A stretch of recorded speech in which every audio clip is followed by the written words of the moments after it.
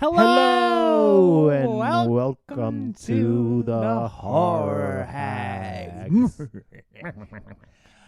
This week we're going to cover vampires. Wait, who are you? Tell our listeners who you are. I'm Zach Hitchcock. And this is Marco. No last name needed. None needed. It's vampire episode. Is it with an I or a Y? I never knew. You know, those weird spellings. I think with a Y. With a Y. Yes, it's more fancy that way. Fancy. Very European. Yes, I was going to say, it I reminds me of the European. Yes. So we're doing The Lost Boys. The Lost Boys. It's all retro. Yes, all retro. That's yes, important to know. yes. All retro. All retro. So The Lost Boys, we're doing Salem's Lot, and we're doing The Hunger.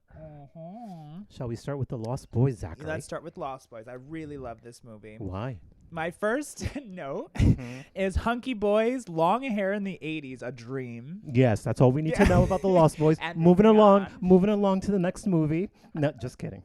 Just kidding.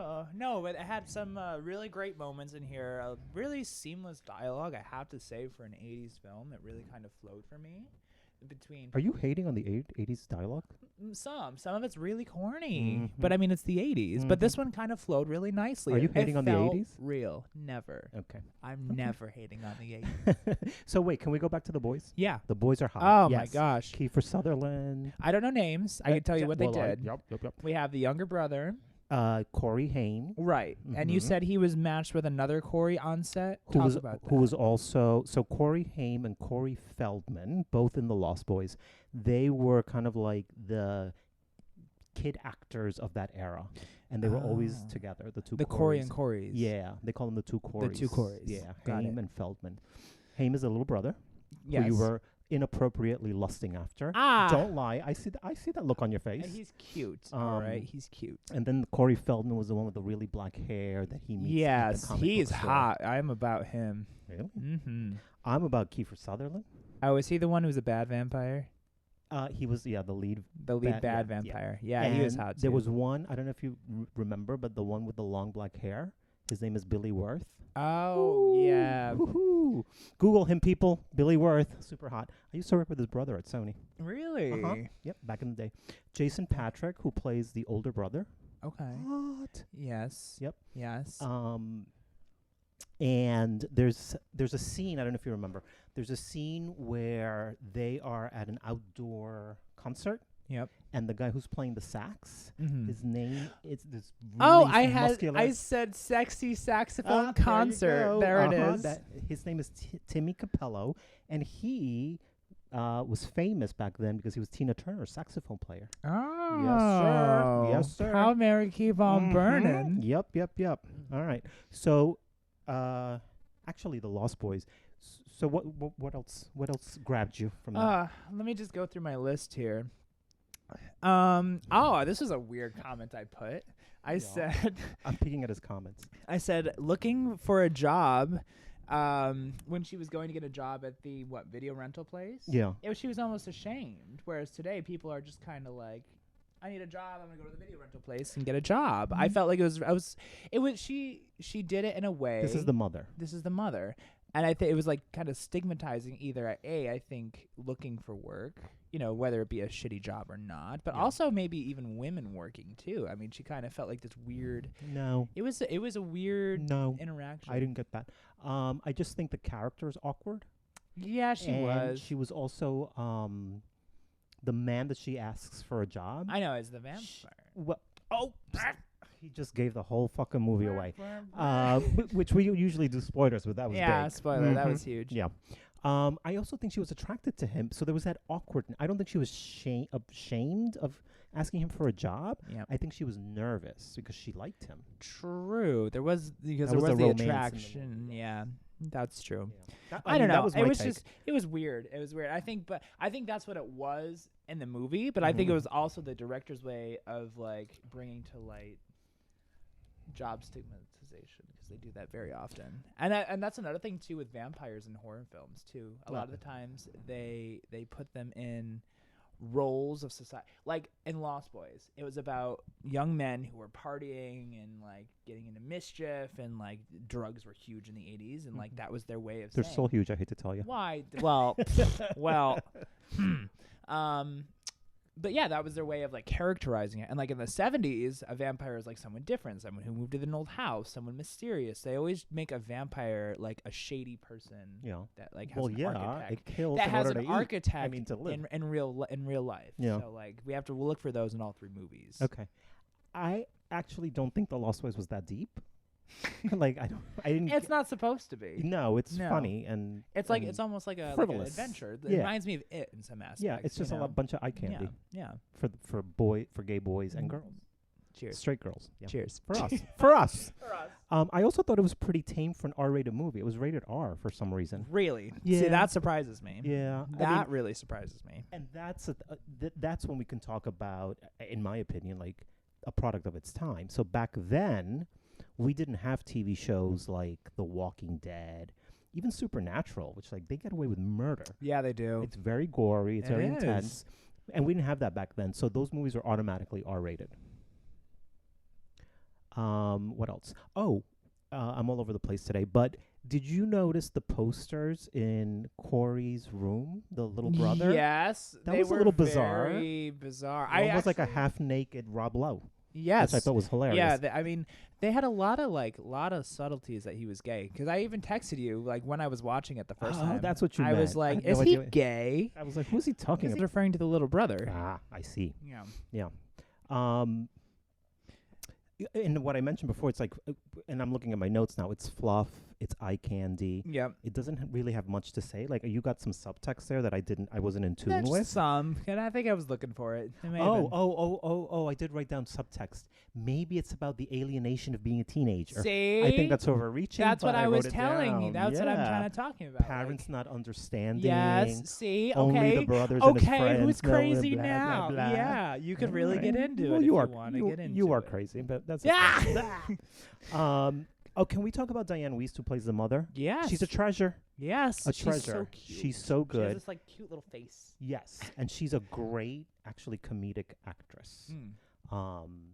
You should check out her stuff. Okay. She did a movie with Woody Allen, Bullets Over Broadway. She's brilliant in it. Okay. Brilliant. I'll watch it. She plays an aging alcoholic actress. Aren't we all? Yes. Aren't we all? Yes. And then I said here, like, subtle alcoholism awareness. Like, there's always these subtle, like, the mom reaching out and, like, the kid struggling and I can't talk to you about this. Right. And, like, there's just, like, weird things just, like, in there. I did write down that the last 30 minutes or so are pretty insane. Mm-hmm. Like, the shit hits the fan and it just doesn't let up. One of the lines that stuck out to me in this movie was the comic book store people first engaging the little brother. Mm-hmm. And they said, kill your brother, you'll feel better, and hand him a comic book. I was like, okay. Yeah, so Here we that stuff are. was funny. Yeah. Yeah. I mean, a lot of stuff was direct, but, like, effective. It was funny. I thought the dialogue flowed well. Right.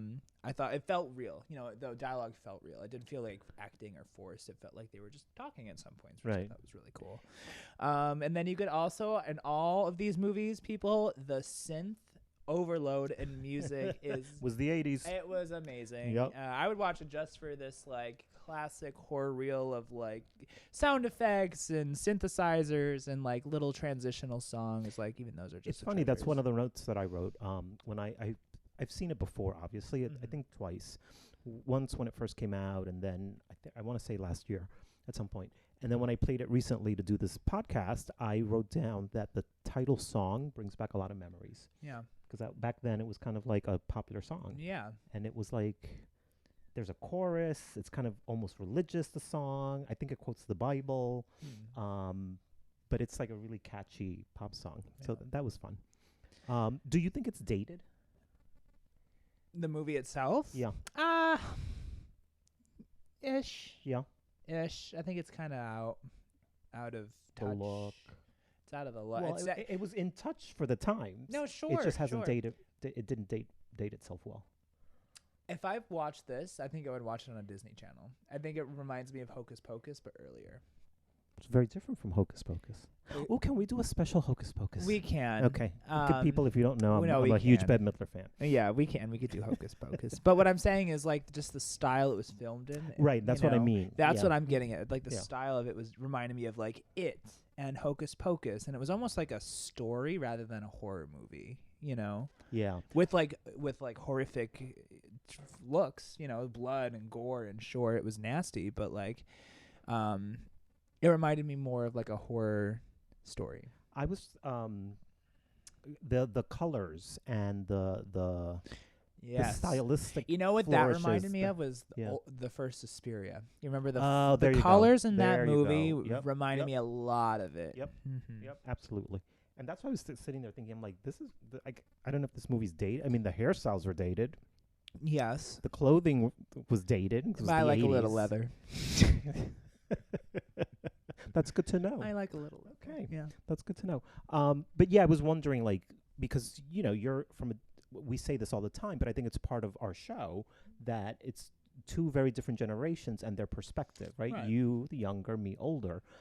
So when I rewatch these movies to record these podcasts, I'm always thinking, like, how does it play for you, Right. right? A younger person who's used Because to some of these movies have scared the shit out of people. Like The Exorcist, when you watch that. I Right. mean, that was voted like one of the scariest movies of all time. It is. And I laughed at some But you don't, scenes. right, You know what I you mean? don't feel It's the same way. interesting. Yeah, I see what you're saying. Yeah. It's very interesting.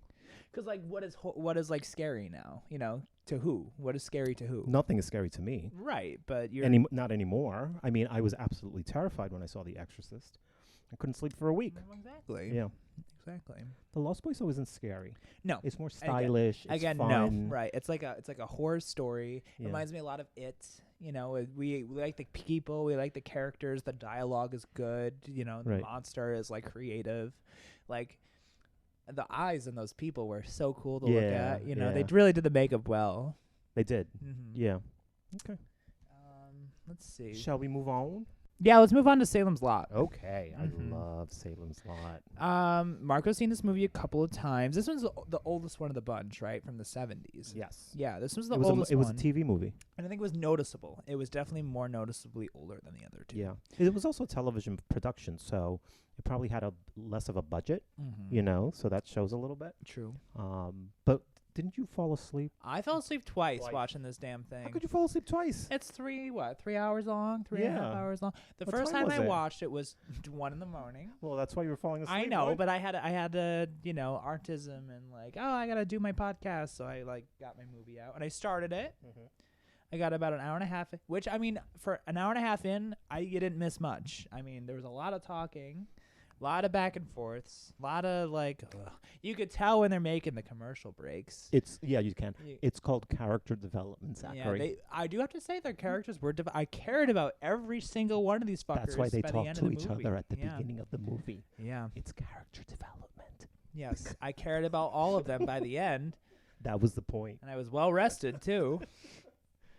But no, what do I have to say about this? It starts off with a shady main character at the beginning, the guy who moves into the house and is like kind of at the house, and we see him and our main character, the writer, Yes. with long So the hair. guy that moves into the house that you're referring to is played by James Mason, He was amazing. an incredible old Amazing. time actor. I feel like Yeah. I've seen him all over. You must have. He's been in a lot of movies. He's just so good. He's so good. You know, as they say in our circles, he elevates the material. He he does. He elevated my material for sure. Oh, he's an old man. But yeah, he was like played the part perfectly. He did. Perfectly. And I had a different experience watching it. I think it's one of my favorite vampire movies. Yeah. And I also think it's damn scary. It is a little like I was suspended. Like it was. You were suspended, I was like not in midair. suspended. I was flying through mirror. God, I gotta watch movies at your house. God, I'm not suspended in midair when I watch movies here. God, it's the mimosas we're having today. They're just. And I say here because we're recording in my apartment today. Yeah. Not in our luxurious studio like we usually do. Oh, she's really pampering him up today. Anyway, sorry. Back to Salem's Lot. Yeah, but no. A couple other things that he did well was he just gave off the antique seller role too well. Like I already knew there was a problem with him. Like 2 seconds into this movie, What do you mean antique seller? he sold antiques. That was his day job. Oh, you're referring to what they do for a living. Yes, the antique seller man Yes. who moved into the house. And I mean, every interaction with him, you're like, what is he hiding? What has he got going on? And that's the premise of literally the entire movie. So pay attention to him. Yes. What else, Zachary? What else do you have The to cold box scene was really funny to say? me. Yes. When they were like, we got to go move this box. Yeah. You know? Yeah, they hired 2 men to move a box that supposedly has the vampire in it to take it from the docks where it arrives on a boat and then take it to the house where that vampire rises and just he like turns the whole town into vampire. Spoiler alert. His face was amazing. Okay, let's talk about that. Okay. Let's talk about the vampire because what they did was they went back to Nosferatu, which is a silent. It looked like Nosferatu. Right, which was, you guys probably know, it's a silent movie.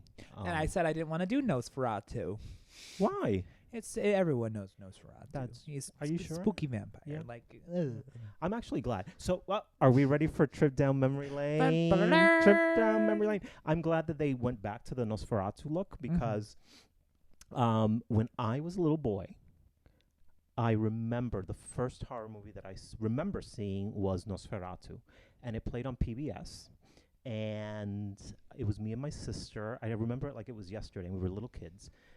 We were in our living room watching this vampire movie, and she was on one side of the couch. We were laying down. I was on the other, and we had covers over us. I guess it was cold, right?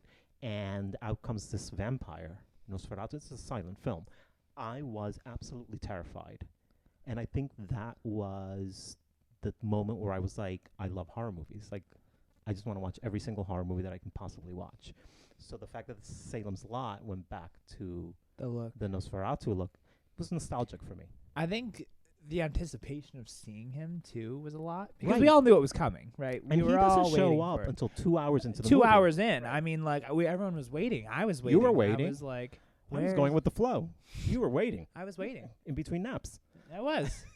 Well, because I took the first one after an hour and a half. I'm like, where the hell's the damn vampire? Hello? And then I was like, am I watching the same movie? Like, it was that long, people. I didn't even know it was the same. You could have broken that shit up into 2. It could have been a prelogue and a chapter 1. Like, well, that's how it aired, I think. I think it aired in 2 parts. Well, on television. Good job. Apparently, Zachary doesn't have the same kind of love for Salem's Lot as I do. It was a great movie. Like, honestly, I loved all the characters. I thought the plot was amazing. You had, I cared about every single minor character in that damn thing, and I was wondering what was going to happen to them by the end of the movie. Holy shit, did it take a long time to unravel. But there were so many, like, interesting things that happened before the vampire shows up. True. Like, for example, so there's 2 little brothers. Mm-hmm. One gets converted into a vampire, and then the other one is sleeping in his room I have that afterwards. in my notes. Yes. I mean, how creepy was that scene? Mm-hmm. His little brother, who gets turned into a vampire, shows up floating in midair, just like you were, Zach, knocking on the window, asking the little brother to let him in.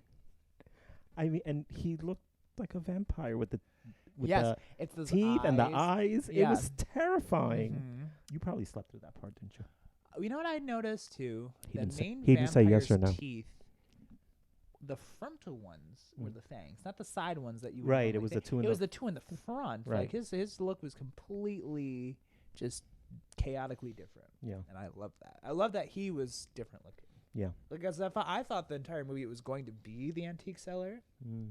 And I thought he was going to be the main vampire. He was just going to grow teeth, and like that was going to be the scary thing. Mm-hmm. But I'm so glad that they were like, no, we need a vampire like lord in this movie, and like they. So you knew decked nothing him out. about it going in. Oh, I did. I don't like to watch anything before. Yeah. I like to just. See, I had read the book before I saw the movie, so I knew what was going on. Yeah, or what was going to happen. Yeah. No, I thought the antique seller was going to be the main vampire.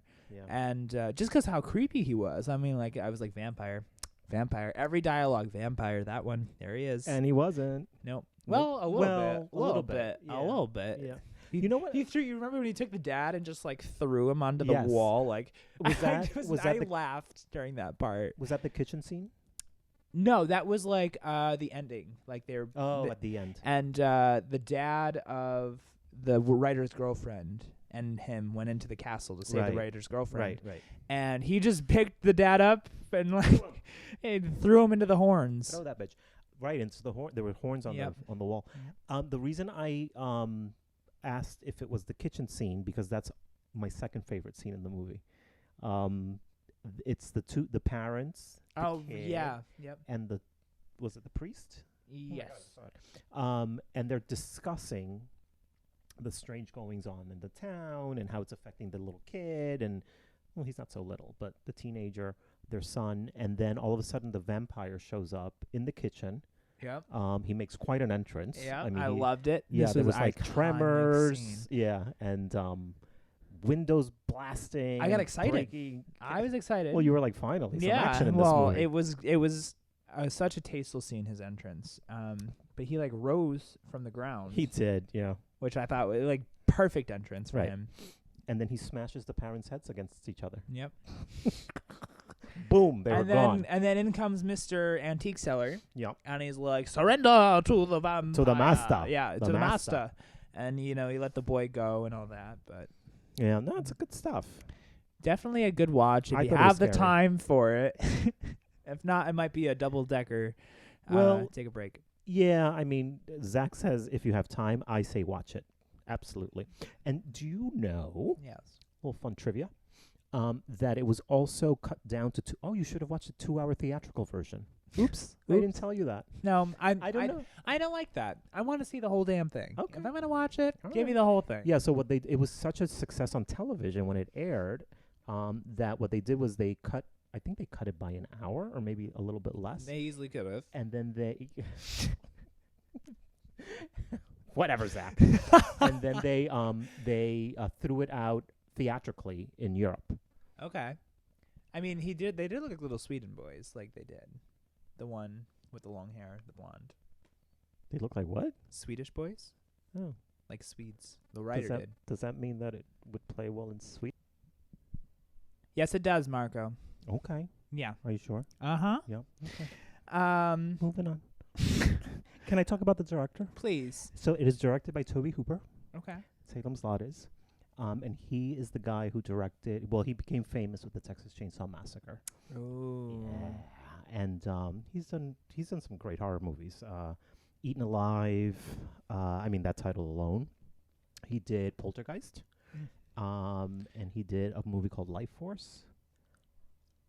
And now I'm forgetting the other one. I think we should talk about Poltergeist at a later time. I mean, that movie is everywhere. Are you gonna make me watch the remake again? No, nope. Just Oh, the good. Then we original. can talk about Poltergeist. Just Yay. the original. But I'll watch it if you want me to, Zachary. yes. She's the boss. No, he's not. Sometimes. The music. The music for Salem music Slot was is really good. good. Yeah. Really good. Yeah. And that's again when I talk about your synths, right? Like the synth overtures, the changing of the scenes, going from like spooky cemetery to the basement. Both of those interludes were like really nicely done, and then sound effects too. They had a lot of good sound effects Right. in this too. And it's funny that you mentioned the commercial breaks. Yes, you can tell You can exactly tell. when Yep. there was a commercial Break. Yeah, Commercial it kind of break. fades to black. Fades And out. then it starts up again. It's almost like curtains out. Like if it was I was watching like a play or something, like right. curtains out. And I think that's how a lot of the older TV series were like scripted like. Yeah, because they had to take a break for the commercials. Right. Yeah. Right. I wonder, I've never seen, and I don't know if you can get a hold of it, but I've never seen the theatrical version. I'm very curious. Like what they to took s- out and what they left Yeah, in. I can guess what they took out. I bet you that there are two characters, a real estate guy and his assistant who are having an affair. Oh right, I have that. The Affair, You do? The literally Affair. The Affair. Right. Like that was like an entire plot line that I just didn't need, but was so necessary. Like I didn't know I wanted it, but it was there. Yeah, and again, like the actors that do these roles are great. Yeah. The woman in particular, the assistant, she's very stop. quirky. She was giving me my slutty redhead The hair, fantasy. right. I mean, that's me. I mean, like that's It in is. drag. Like that's me. Like this. Yeah. Yeah, and she was great. But I can imagine that went away for the theatrical version. Yeah, that 'Cause I don't think they Axed. right. As much as I loved those characters, I don't think it was absolutely necessary. I mean, that's what I meant by like I cared about all of these characters by the end of the film. Right. Like they went into detail. Like I went into these people's homes. I saw their jobs. I saw if they had kids or not. Like there was like a whole spread of everybody in these 3.3 hours of film. Character development, Zachary. Character development. Yes. And I warned you that it was 3 hours long. You did. I have to say you did, Yeah. but I was like, I could do this. Yeah. Not at 1:30. I was hoping you would like it I'm more. 25 now. Ugh. Oh, look at you. I know. Getting old, getting Ding, up ding, there. ding. I know. 25 years old. I can't be. Don't I talk can't to be me. watching movies at 2 a.m. anymore. Like, who am I? Right. Nah. Yeah. Yes, yeah. I can. Okay. I will. Yeah, I was going to say you'll keep doing it. All right. Do you want to move on to the hunger? I think we need we need a champagne break, a Oh. prosecco break. We're pausing you. Yes, we are. Okay. All right. I'm so coming we, back here. We've replenished our drinks. Yep. And we are ready to talk about our third film, The called The Hunger. 1983. something like that. Something like Yeah, that. Early on. 80s, and obviously, like if you take a look at it, it's the styles, the hair, the clothes. It it's reminded me of The definitely 80s. Exorcist. It did. Why? And the way that it was shot, and in some of the ways that the camera picked up on the angles of people's faces, just the cinematography of it was very early on set. Tell people what my face looks like. It's disgusting. He doesn't know what I'm talking about. No, I don't see The Exorcist there anywhere. I'm talking the way the movie was shot. Yeah. Yeah. Okay. Not so much as like the plot or anything like Well, that. you were right. I would hope not. Yeah, I just can't. I don't. To me, it was a very different style. Yeah. It was very stylish. Lots of blues and blacks. Very noir. That's the word I'm looking for. no. Very like film noir. Yeah. It didn't. I can't see any resemblance to The Exorcist. But it's subject. Like for that's what me, you thought, yeah. it was in like the zooming up of faces because they did that a lot, and we had that in The Exorcist. So people making a point, so they zoomed in on someone's faces and they made say a comment and something, and it was just like little things and how they filmed it and their interactions between the actors, and that's what I picked up on. Like, Right. oh, this is an older style film. Salem's Lot had a little bit of this in it too, where it would like zoom up on people's faces if they had like a dramatic thing to say, or if it would like pan from person to person if they were going in between two, just like little camera things. It's funny because I didn't pick up on that, but it's probably because I'm used to that era. That's what I grew up watching. True. See, for me, like I'm used to like very fast-paced, Right. fast-paced, in your face. You can't tell it's a camera. It's almost just like things are happening in Right. today's horror because a lot of it's like digital, and you can't tell of a panning effect, and you can't tell of like, oh, I'm switching cameras, or oh, I'm getting the view from camera 3 instead of camera 2 now. Right. Like, whereas before, like you had separate editing where it would like break that up, and it would like say, "Oh, switch from camera 2 It's to a different camera 1." style. Right, Yeah. just like editing is different now. I think, digital is a completely new way to film. Awful. It is. Again, like you're a different generation. I prefer practical effects. I do too. Yeah. And I do too. I'm just saying, like, as far as newer content, Mm-hmm. this is something that I can classify as like it's not being done anymore. Right. The producers aren't doing this anymore. Right. It's just not the norm. No, it's a different style. It's not the norm. Yeah. Right. So you didn't like The Hunger. I wasn't crazy about it. I Tell don't me. think, and Tell me because- what you didn't like. because it didn't grab me. Okay. Were you bored? I was a little bored. Yeah. coming through this. It And- does and- have it does go at a different pace. It's slow. Yeah, it was very slow burn. The characters I thought were cool. I liked the characters. The main vampire lady, I thought Mhm. she was fantastic. Played by the luminous, Ugh.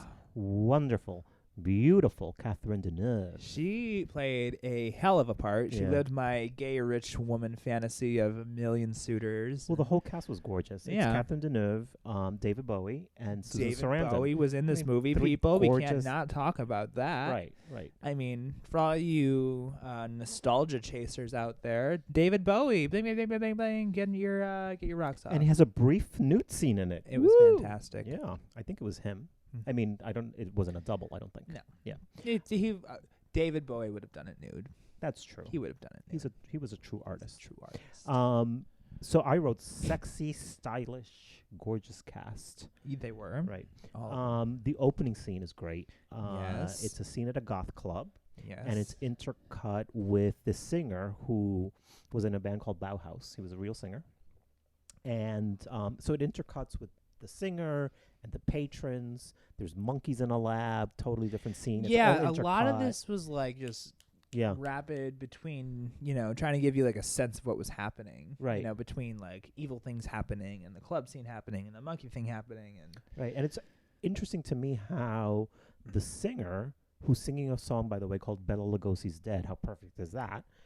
His moves, I don't know if you noticed, are very like sensual, but also very animalistic. So it kind of like, I don't know, it kind of ties in the fact that there's these like rabid monkeys. yeah, because In- that in the- kept coming up. Right. And it's ultimately it's because they're doing like experiments on monkeys, on aging.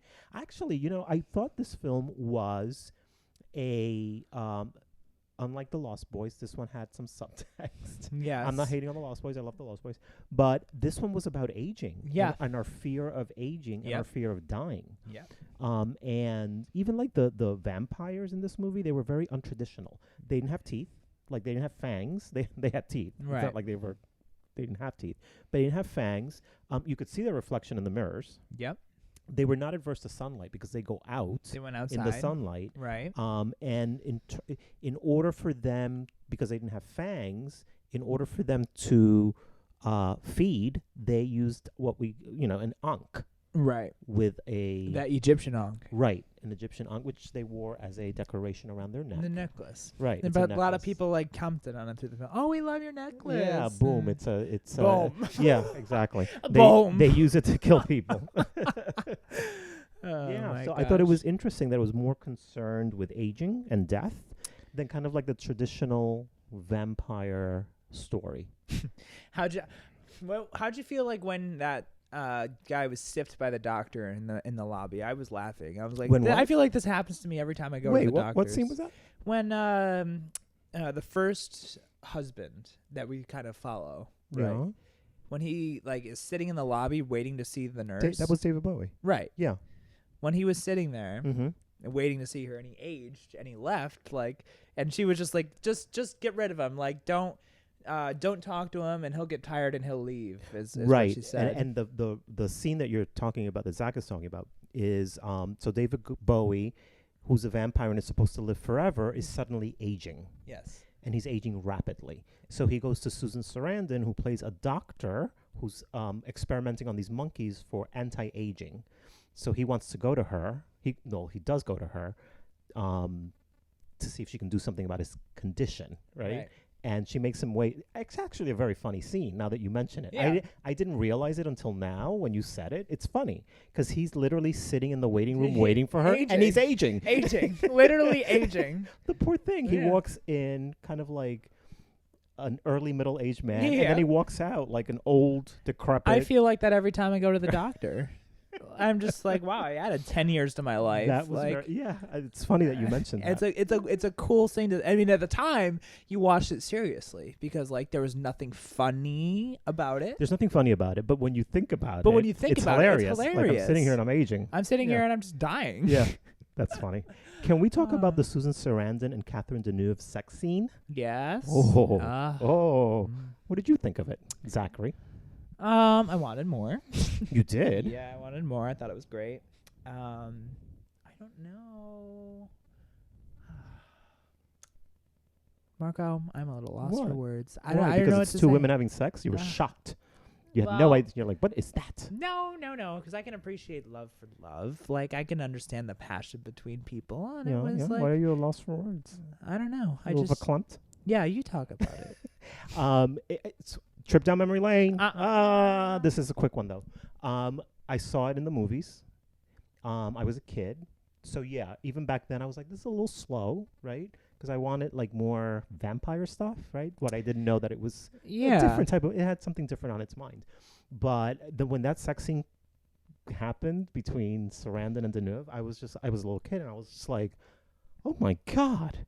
And even back then, I knew that I'm gay, but even it aroused me. I was like Yeah. confused. I'm It like, was why? hot. Why am I thinking this is hot? You know, it's funny. Two gorgeous people having sex. Well- What's not hot about it? Well, right, Yeah. right. And the thing is, vampires are always portrayed as these like sexual beings, well, at least with women, you know, like seductresses, and like, because that's how, you know, people felt like they, you know, got most of their blood sacrifices through seduction. Right. Right. So a lot of vampiric female villains Mhm. are painted as this like, you know, very seductress woman, and the male archetypes are generally like wealthy, slim, you Right. know, Gorgeous. Hot. men. Right. Like, it's just the stereotypes of vampires, and Right. Twilight played off of that Right. when that came out. We won't talk about. We won't Twilight. talk about We won't talk Twilight about. Twilight. ever.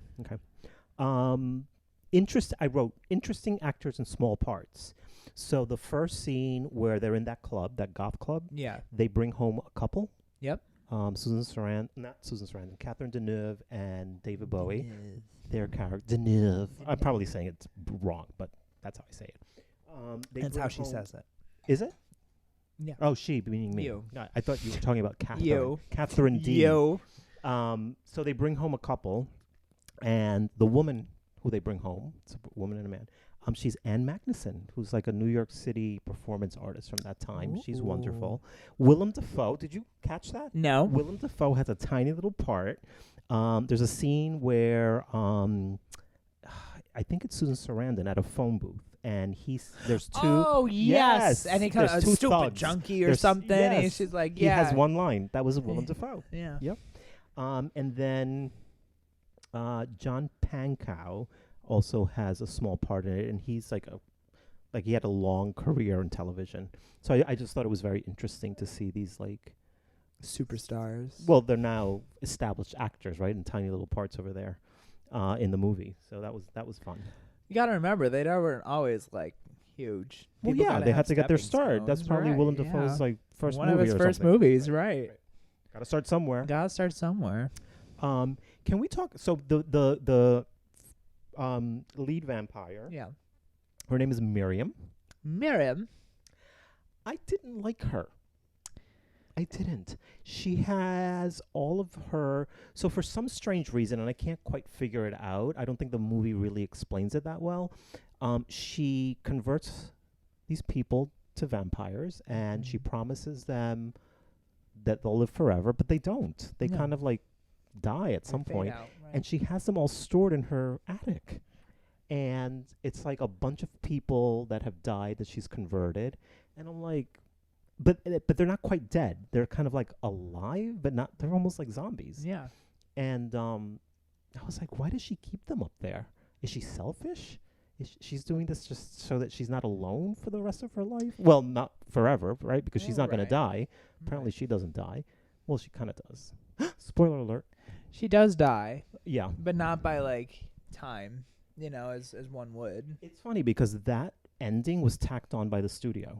Right. So they wanted to kind of like maybe have a franchise, and they tacked on the ending where Miriam walks up to the attic, and all of her kept zombie people, Yeah. vampires, right? They kind of they rise from their grave, basically, and they attack her. And then it ends with a scene at Susan Sarandon, who's now a vampire. And she's I think she's like in a foreign city or something. It doesn't look like America, and she Yeah. has these two lovers. So it's almost like the story a repeats cycle. itself. Yeah, They didn't like that ending. The actress Susan Sarandon was very vocal. Do you She hated it, but I think it was like a studio thing. Do you think that the vampires in this movie kind of surrounded drug problems? Yeah, I think. Because I mean, look where the bite was on her arm, right? It was like on her, almost like her vein in the middle of her arm. Right. It was in a weird spot for it, and then like the whole movie was about like loss of control and, you know, kind of druggy junkie issues. And like I felt like they kind of played, like what I was talking about earlier, like how they kind of play vampires in older movies to like a stereotypically societal bad thing, and how kind of telling their perspective from it. Right. And you have to understand, too, that this was made during the AIDS era, the AIDS epidemic, right? So Right. there are parallels to that, Right. especially if, like you said, the In the arm, wounds were in remember? the arms. Yeah. So, you know, back in the day when AIDS first started happening, it was, it was gay men, the first victims, Sure. and then the second was drug addicts. Yep. Right? So people that shot up because they would share needles, All the and time. the needles were infected. So yeah, there's parallels to drug addiction, disease, and obviously aging and death. So Yeah. see, the hunger has subtext. It does. It does. And you don't think the Lost Boys does? No, it does not. A little bit. A little bit. A little bit. A little bit. Okay. All those family stories always do. Okay. And I think that's it. We're gonna end on that note. We're gonna end right there, people. Yeah. You know what? That's been real. Do you have more to say, Zachary? don't. You gave me a look. Like, I don't how have- dare I- you end it's- this? How dare you end I'm this just looking at podcast? the time, people, and if we're good, you know what? I'm good. If you're good, I'm good. We're good. We're good. We're great. All right. We love you. Bye. And we'll be back. Bye. Bye.